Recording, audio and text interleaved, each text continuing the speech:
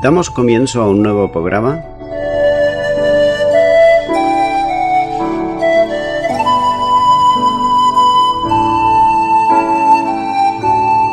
Servidores de Dios. Quien te habla es Manuel Cornejo.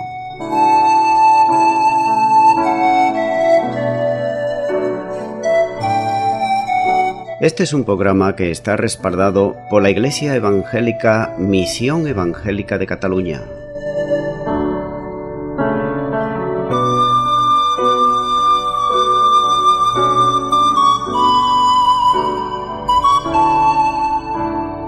Estamos situados en la ciudad de Sabadell, en la avenida Matadepera número 239.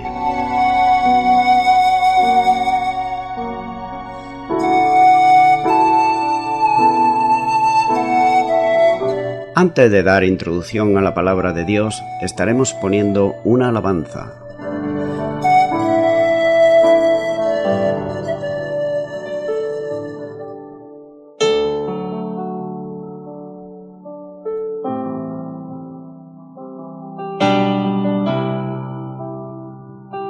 Rey de justicia,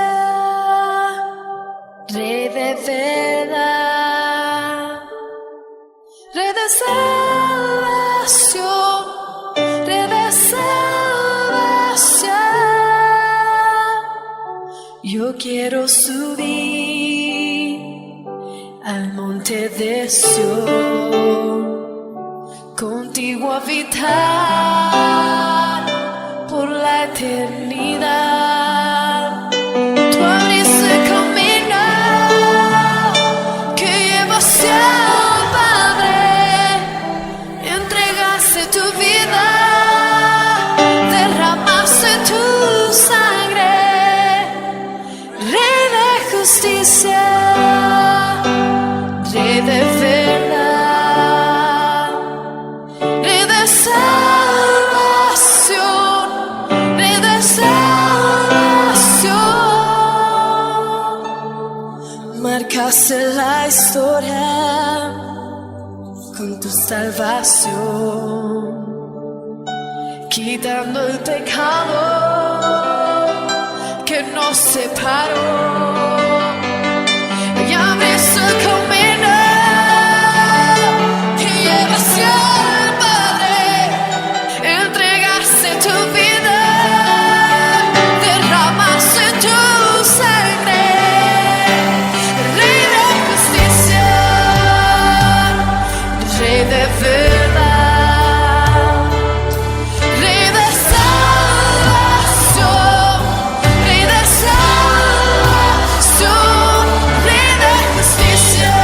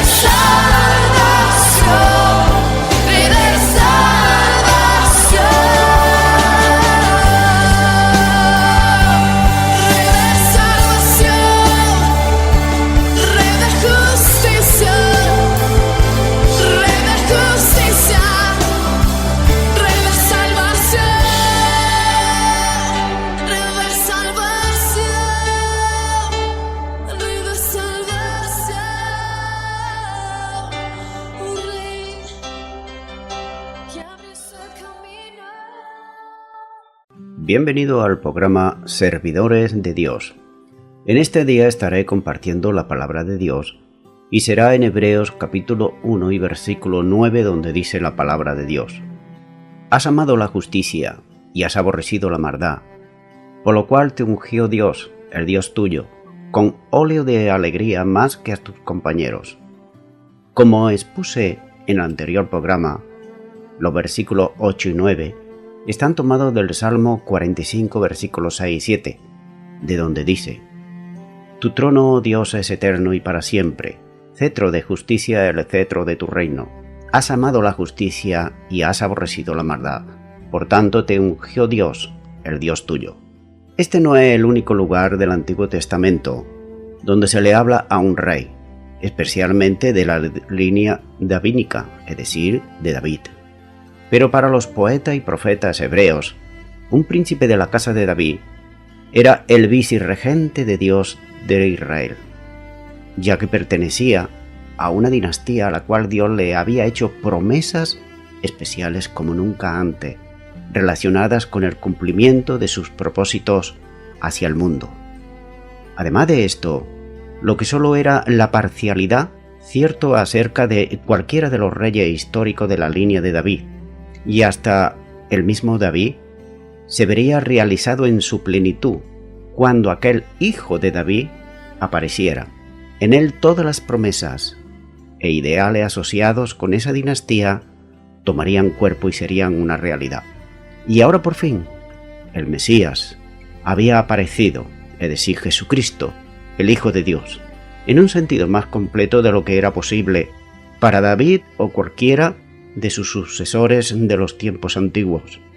A este Mesías se le podía hablar, no meramente como el Hijo de Dios, como dice el versículo 5, sino verdaderamente también como Dios, porque Jesús es Dios, porque Él era a la vez el Mesías de la línea de David, pero también era, y hay que tenerlo muy en cuenta, el resplandor de la gloria de Dios y la imagen misma de su sustancia, de manera que todas las cosas creadas, aun los ángeles, están sujetos a los tiempos y apogeo, cambio y decadencia, pero el trono del Hijo de Dios permanece para siempre.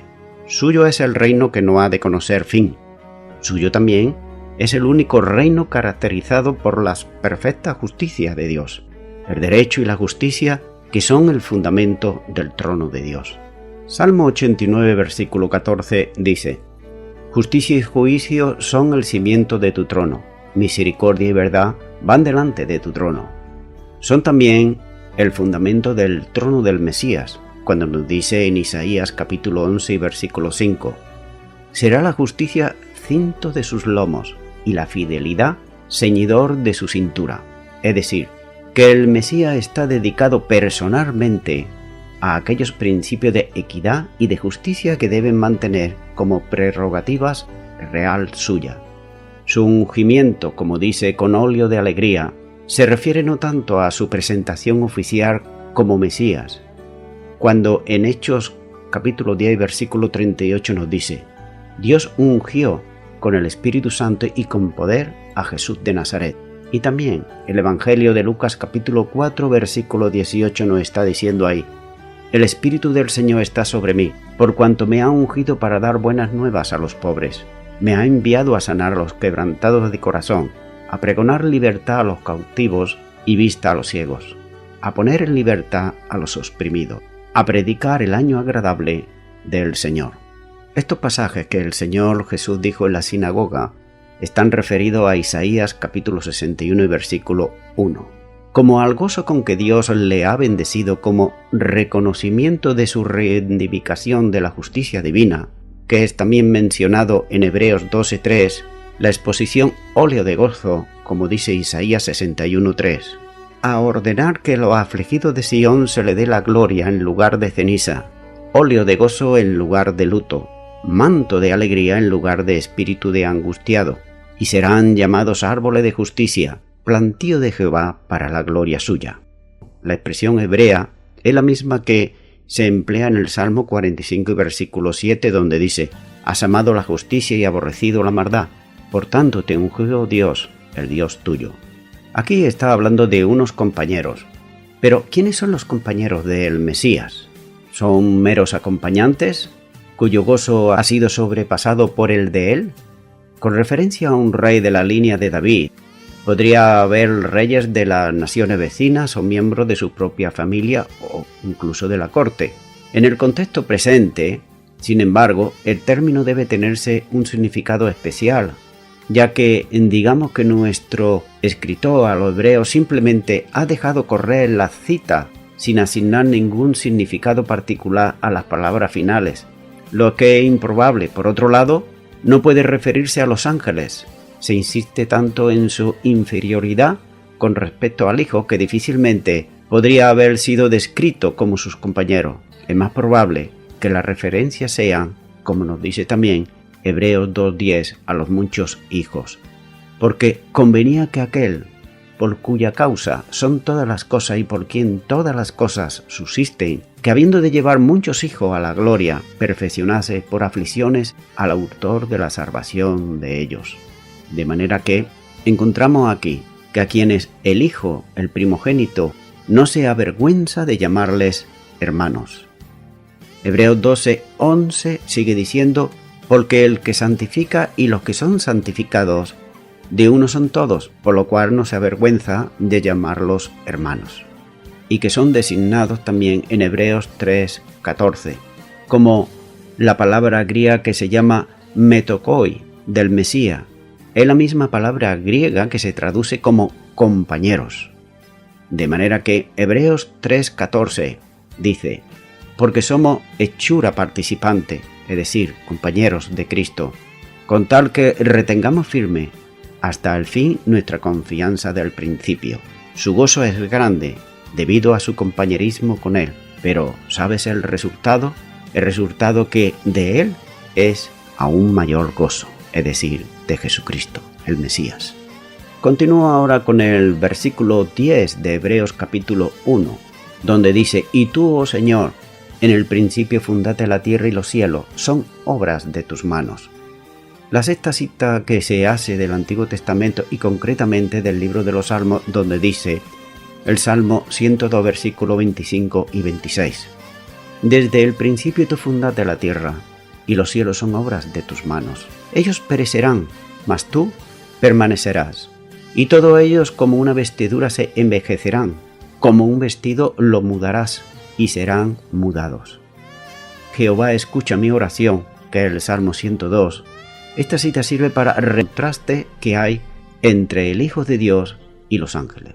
El escritor de este salmo se desconoce, pero él ora a Dios desde una condición de aflicción.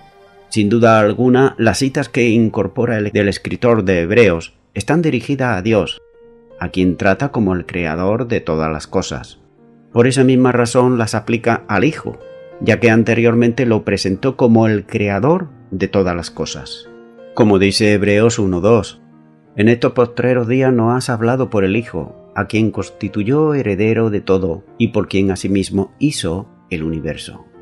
De esa misma manera también se relaciona en otros escritos, como la introducción al Evangelio de Juan 1:3, y también Pablo en las cartas a los Colosenses, en Colosenses 1:16. Los ángeles no fueron más que espectadores que adoraron cuando la tierra fue fundada o fue creada. El libro de Job, quizá el más antiguo de la Biblia, nos dice en Job 38:7, cuando alababan todas las estrellas del alba y se regocijaban todos los hijos de Dios. Pero el Hijo, es decir, Jesucristo, fue el agente del Padre en la obra. Puede, por lo tanto, entenderse que Él es a quien se dirigen las palabras cuando dice: desde el principio tú fundaste la tierra y los cielos son obras de tus manos. Por otro lado, la palabra Señor se aplica exclusivamente a Jesucristo, como es nombrado por todos los creyentes bajo la dirección del Espíritu Santo, como nos dice 1 Corintios 12:3. Por tanto, os hago saber que nadie habla por el Espíritu de Dios, llama anatema a Jesús, y nadie puede llamar a Jesús Señor si no es por el Espíritu Santo. El Hijo como Creador y Señor es preexistente, como las citas bíblicas así lo demuestran. al decir que estaba en el principio, es decir, como origen de todas las cosas creadas. Hebreo 1:11 dice: ellos perecerán, mas tú permaneces y todos ellos se envejecerán como una vestidura. El mensaje de esta porción del Salmo es la inmutabilidad de Dios, característica que el escritor de Hebreos le atribuye aquí al Hijo. Todo cambia, todo se deteriora, todo pasa, excepto el Creador. Aunque los cielos y la tierra han sido creados por el Hijo, que es eterno, no comparten su eternidad, son y seguirán siendo temporales. Los cielos y cierta parte de la tierra, las montañas por ejemplo, están sujetos a cambios, tal como lo profetiza Isaías 51 y versículo 6, donde dice: alzad vuestros ojos a los cielos, mirad a la tierra que está debajo. Los cielos se desvanecerán como humo, la tierra se gastará como una vestidura, y sus habitantes morirán como moscas. Pero mi salvación durará para siempre, mi justicia nunca faltará. Los cielos, en relación con el universo en su totalidad, es como un vestido y es envuelto y desechado. De la misma manera que los vestidos sufren alteraciones con el paso del tiempo, todos lo sabemos, quizás porque hay que lavarlos, porque se ensucian y por el paso del tiempo deben de ser destruidos, desechados, echados fuera, ya que son inservibles y no nos sirven absolutamente ya para nada, es decir, la labor por la cual los teníamos antes ya no sirven porque se han estropeado. Así también, el universo que se envejece debe ser disuelto para dar paso a una nueva creación. El mismo que los creó al principio, los creará también en un futuro próximo. Segunda de Pedro, capítulo 3, versículo 13 dice: pero nosotros esperamos según sus promesas cielos nuevos y tierra nueva, en los cuales mora la justicia. Y Apocalipsis 21:1 dice: vi un cielo nuevo y una tierra nueva, porque el primer cielo y la primera tierra pasaron, y el mar ya no existía más. De manera que todo lo que el Creador ha hecho lleva la marca del tiempo implícito, es decir, aquello que nosotros podemos ver con nuestros ojos. Recordemos que estamos hablando de las cosas que son materiales. Se está hablando cuando se habla del universo. El salmista usa aquí la ilustración de las vestiduras que cambian y que se van deteriorando hasta que eventualmente se enrolla y se descartan, como he dicho anteriormente. Pero sin embargo el Creador vive para siempre. Él es el mismo, porque sus años nunca terminan. Sus años nunca terminan puesto que nunca comenzaron. Sencillamente, el Hijo no tiene principio, ni tampoco tiene fin. Esto, por cierto, nunca puede decirse de los ángeles, que pueden vivir eternamente ante la presencia de Dios. Su comienzo se registra a partir del momento en que el Hijo de Dios los creó. Por tanto, la cita del Salmo 102 enseña cuáles son los rasgos distintivos del Hijo. Él es el Creador, todopoderoso, inmutable y eterno. Es indicada por la frase en el sola: tú sigues siendo el mismo, como dice la palabra de Dios, y su eternidad por las palabras: tus años nunca terminarán. Continúa ahora con Hebreos capítulo 1, el siguiente versículo, el 12, donde dice: y como un vestido lo envolverá y serán mudados, pero tú eres el mismo y tus años no acabarán. Continúa aquí el escritor de Hebreo ilustrando la figura de un vestido, deteriorado por el uso que se enrolla para eliminar.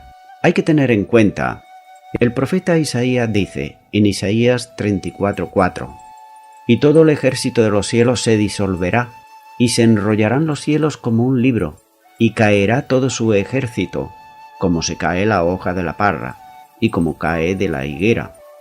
Mientras que la creación tendrá un fin, el Creador permanece eternamente, ya que, como he dicho antes, no tiene ni principio ni tendrá jamás fin. El universo puede parecer seguro y puede incluso parecer estable, pero esto no es nada comparado con la eternidad del Hijo de Dios. La eternidad en sentido estricto es aplicada al Hijo porque Él es Dios. Y dice ahora el versículo 13 del capítulo 1 de Hebreos: pues ¿a cuál de los ángeles dijo Dios jamás: siéntate a mi diestra, hasta que ponga a tus enemigos por estrados de mis pies? la séptima cita que hace aquí el escritor, que afirma el argumento consistente en las palabras de apertura del Salmo 110, donde dice el Salmo 110, versículo 1. Jehová dijo a mi Señor, siéntate a mi diestra, hasta que ponga a tus enemigos por estrado de tus pies. Nótese aquí la palabra, siéntate a mi diestra.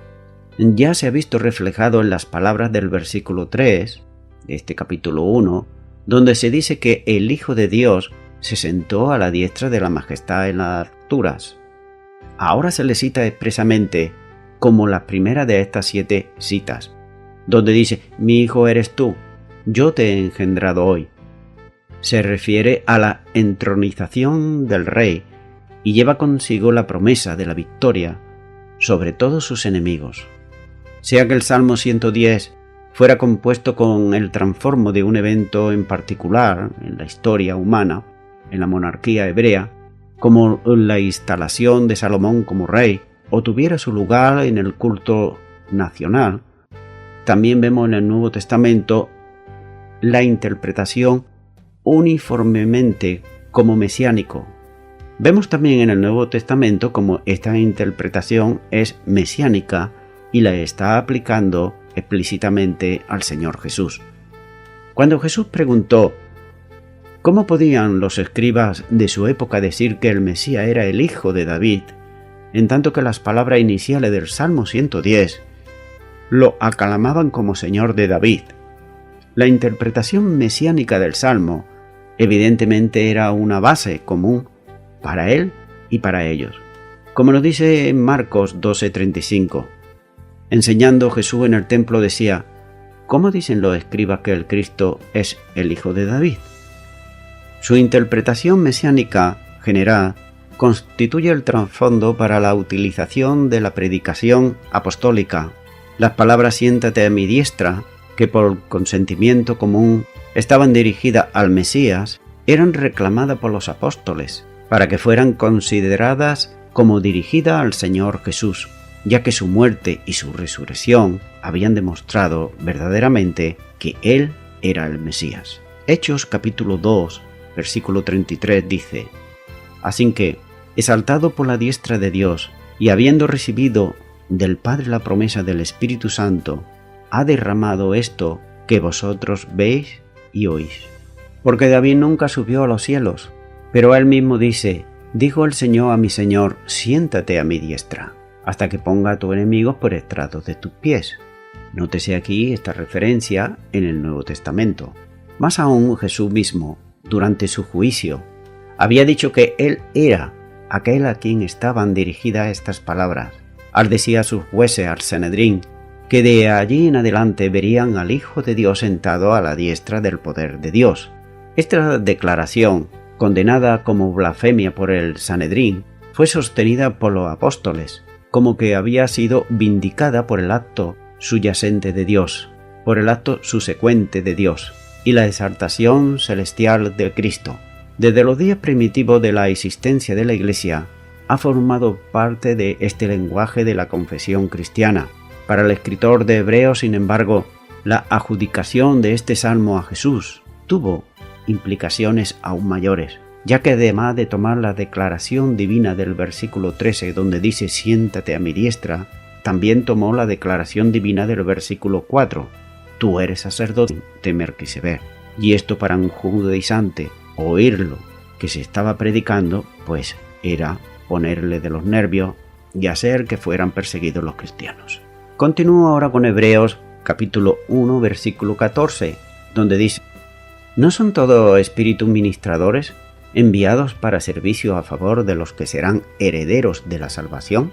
Todos ellos los ángeles, de más jerarquía y los inferiores, no son sino siervos de Dios, es decir, espíritus ministradores.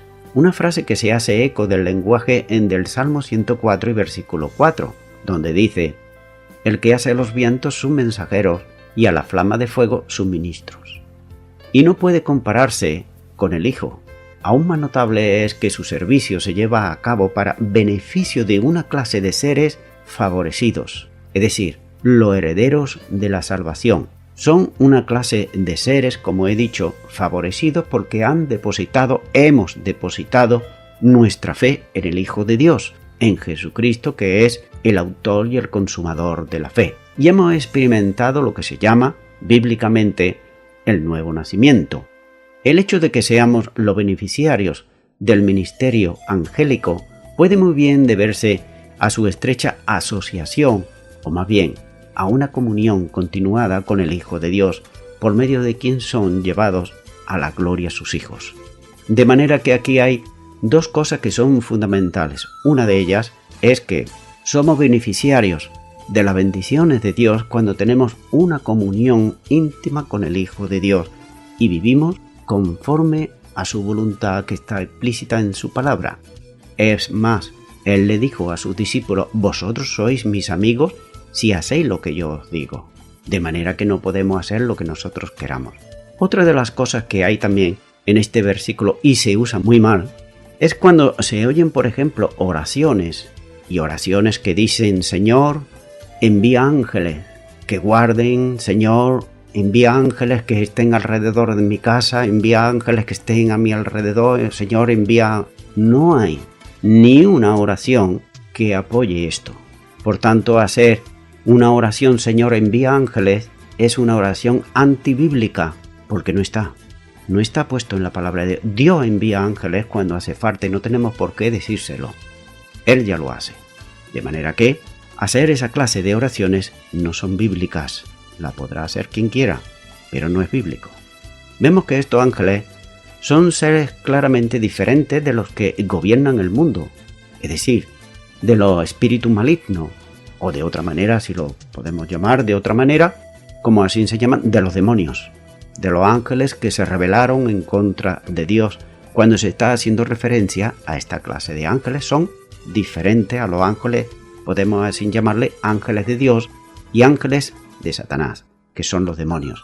De manera que los demonios, Pablo hace mención también en su epístola a esta clase de espíritu maligno, y vemos que cuya influencia ha sido quebrantada en la vida de aquellos que han muerto con Cristo Jesús, es decir, han muerto a las cosas carnales que antes estaban viviendo, es decir, a las cosas de la carne, y ahora están viviendo una vida de santidad y una vida en el Espíritu. Te daré algunos versículos para que lo veamos. Uno de ellos es Efesios 6:12, dice: porque no tenemos lucha contra sangre y carne, sino contra principados, contra potestades, contra los gobernadores de las tinieblas de este siglo, contra huéspedes espirituales de maldad en las regiones celestes. A tener en cuenta que cuando una persona nos está insultando, cuando una persona nos está persiguiendo, nuestra lucha no es contra carne ni sangre, sino, como dice aquí, contra potestades, contra gobernadores de las tinieblas de este siglo, contra huéspedes espirituales de maldad en las regiones celestes. Colosenses 2:8 también dice: mirad que nadie os engañe por medio de filosofías y huecas sutilezas, según las tradiciones de los hombres, conforme a los rudimientos del mundo y no según Cristo. Nótese aquí dos aliados que hay para hacer que el creyente se desvíe de la palabra de Dios. Uno, la filosofía de los hombres, y otra, los rudimentos del mundo. Colosenses 2:15 dice: y despojando a los principados y a las potestades, lo exhibió públicamente, triunfando sobre ellos en la cruz. Y también el versículo 20 de Colosenses dice, el mismo capítulo 2, pues si habéis muerto con Cristo en cuanto a los rudimentos del mundo, ¿por qué como si vivieseis en el mundo os sometéis a precepto? En otras palabras, si decimos que somos cristianos y que hemos experimentado el nuevo nacimiento, ¿cómo es que todavía estamos en los viejos rudimentos y en las viejas cosas del mundo? Es imposible. O hemos nacido del Espíritu o estamos muertos en el Espíritu. Una de las dos. Romanos 8:38 dice: por lo cual estoy seguro que ni la muerte ni la vida, ni ángeles, ni principados, ni potestades, ni lo presente, ni lo de porvenir, y lo que sigue, nada nos podrá separar del amor de Dios que es en Cristo Jesús. De manera que vemos ahí que la salvación que se menciona aquí está en un futuro. Aún debe de heredarse. Y pensar de que sus bendiciones ya pueden gozarse con anticipación en el día de hoy. Es decir, se refiere a la salvación escatológica en las palabras de Pablo, como dice Romanos 13:11. Ahora está más cerca de nosotros que cuando creímos. Y ciertamente así es. La salvación está cada día más cerca de mí que cuando me convertí. Y lo mismo de ti, que me estás escuchando, si verdaderamente has nacido de nuevo y eres hacedor o hacedora de la palabra de Dios. Y también lo que nos dice Pedro, en 1 de Pedro 1:5. Está preparada para ser manifestada en el tiempo postrero. Es decir, que nuestra salvación en un día va a ser manifestada también. Y también la misma palabra de Dios nos dice que aún la tierra, aún la creación, está con dolor de parto, está esperando la redención de los hijos de Dios.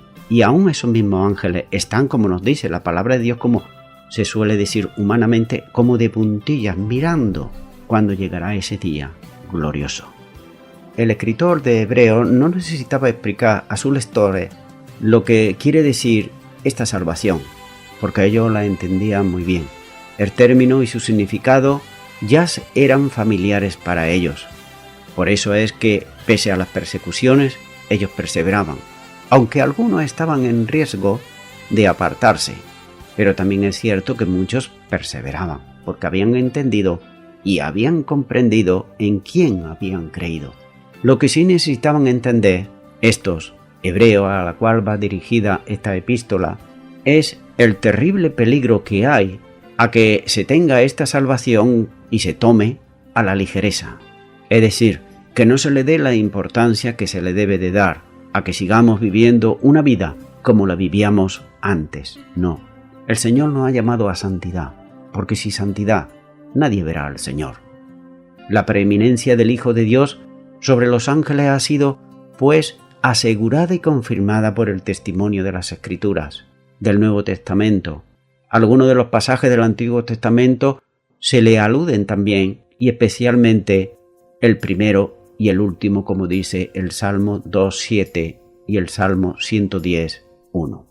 En ellos Dios se dirige a Jesús, en términos que sobrepasan los honores disfrutados por los arcángeles más poderosos que puedan haber, que son llamados a tributarle honores a Él, al Hijo de Dios, como reconocimiento de su soberanía sobre ellos, y a la autoridad del Evangelio que los lectores de esta epístola habían abrazado. Era la autoridad de Jesús, el Hijo de Dios, exaltado supremamente por su Padre.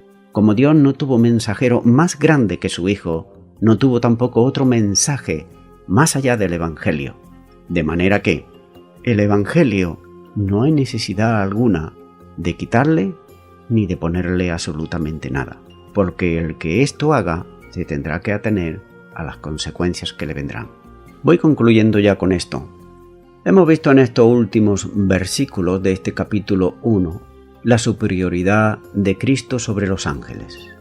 Para los judíos, los ángeles jugaban un papel vital para ellos, ya que la ley fue dada a través del ministerio de los ángeles, según nos dice Gálatas 3:19, Hechos 7:53 y Deuteronomios 33:2.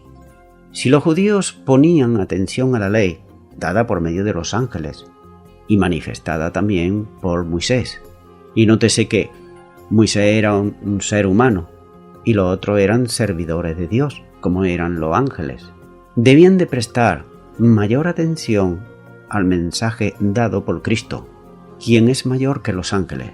El escritor menciona 7 citas del Antiguo Testamento para mostrar esa superioridad de Cristo sobre los ángeles. De manera que no he de extrañar que el escritor de Hebreos prefiera no dar a conocer su nombre, ya que los judaizantes estaban en ese momento persiguiendo a los cristianos. Imagínate si ahí pusiera su nombre, ¿qué podía ocurrirle? Es como en el día de hoy, en un país islámico o en un país donde se está persiguiendo a los cristianos, que tú escribas una carta y pongas tu nombre, tu firma. Pues ya sabes que si cae en manos de aquellos que están persiguiendo a los cristianos, pues te van a perseguir a ti. Los judíos ponían mucha atención a la ley, ya que fue dada a través del ministerio de los ángeles, como he dicho. Pero en este tiempo dice que Dios nos ha hablado por su Hijo. Por supuesto también que en el día de hoy debemos de poner muchísima más atención a la palabra de Dios, porque es el Hijo de Dios el que nos está hablando, y concretamente lo hace por el Evangelio de Dios. El Evangelio son buenas noticias, y buenas noticias de parte de Dios. Dios siempre es el que da el primer paso. Él manifiesta sus intenciones y los deseos de su corazón para su ser creado como es el hombre y la mujer. Hay por ahí quien dice que todos somos hijos de Dios, y no es así. Somos hijos de Dios cuando aceptamos a Cristo en nuestro corazón, como lo dice Juan 1:12, que a todos los que le recibieron, a los que creen en su nombre, le dio la potestad de ser hecho hijo de Dios.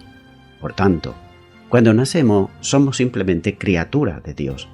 Y si no aceptamos a Jesucristo, el día que muramos, si no lo hemos aceptado, seguiremos siendo criaturas de Dios, nada más.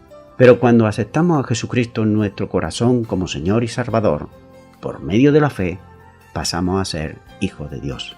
Es por eso, como he dicho anteriormente, que nadie puede llamar a Jesús Señor si no es por medio del Espíritu y habiendo experimentado lo que se llama el nuevo nacimiento. El Evangelio es poder de Dios, son buenas noticias. El Evangelio es Jesucristo y podemos hacernos una reflexión o una pregunta y es la siguiente: ¿cómo le puedo yo mostrar a Dios que he puesto atención a su palabra? Simplemente aceptando, creyendo lo que Él dice en su palabra y recibiendo en mi corazón, si todavía no lo tengo, a Jesucristo como Señor y Salvador. Estas son las buenas noticias de Dios. Este es el don de la gracia, que no merecemos, pero que Él nos lo da gratuitamente y lo hace por un acto de fe. Por eso, amigo y amiga que me está escuchando, si tú en este momento, si tú hasta ahora no has recibido a Jesucristo en tu corazón como Señor y Salvador, pues yo te invito a que puedas orar conmigo y guiarte en una oración para recibir a Jesucristo como Señor y Salvador. Por eso te invito allá donde tú estás que ores conmigo y digas: Señor Jesús, te pido perdón por todos mis pecados.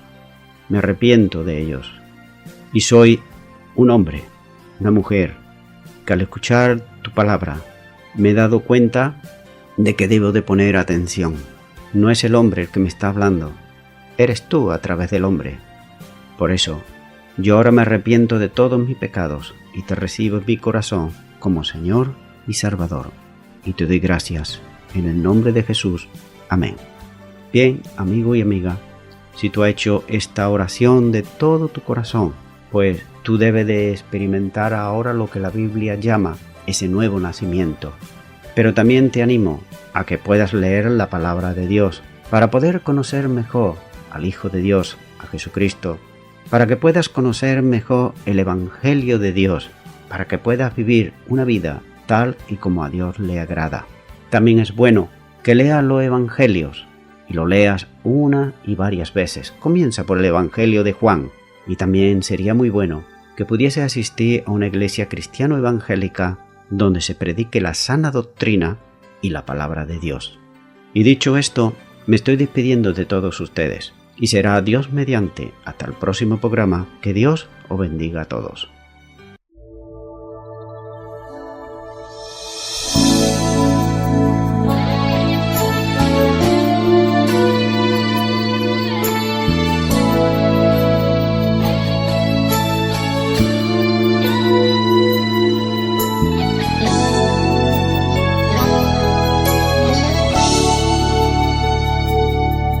Es el hombre que tuvo poder de andar sobre el mar. ¿Quién es el que puede hacer el mar callar? En el momento que la tempestad te quiera hundir,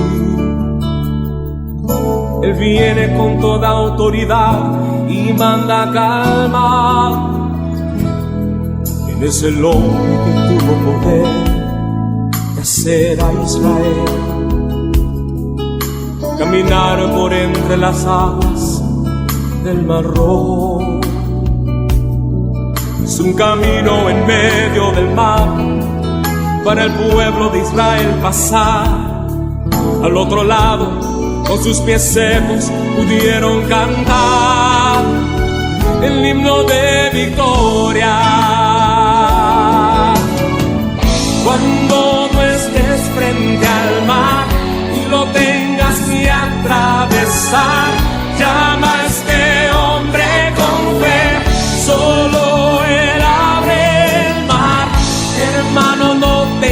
tengas temor, si detrás viene Faraón, al otro lado tú pasarás, y allí tú vas a entonar el himno de victoria. Cada vez que el mar rojo tú tengas que pasar, llama siempre a ese hombre que te va a ayudar. En la hora más difícil es cuando Él te ve.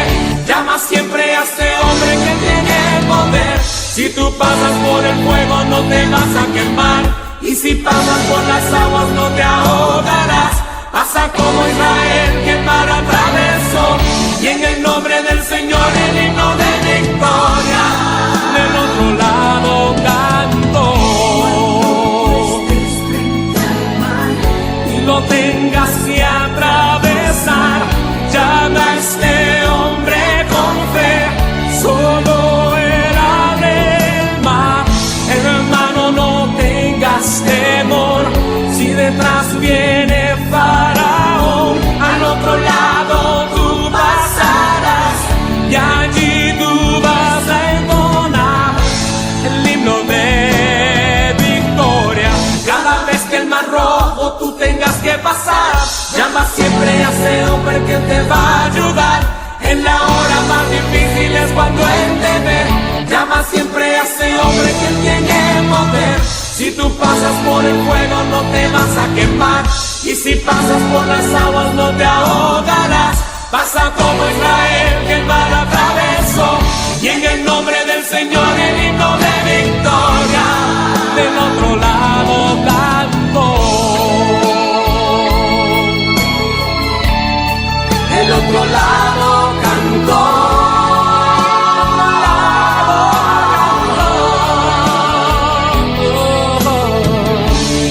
El otro lado cantó.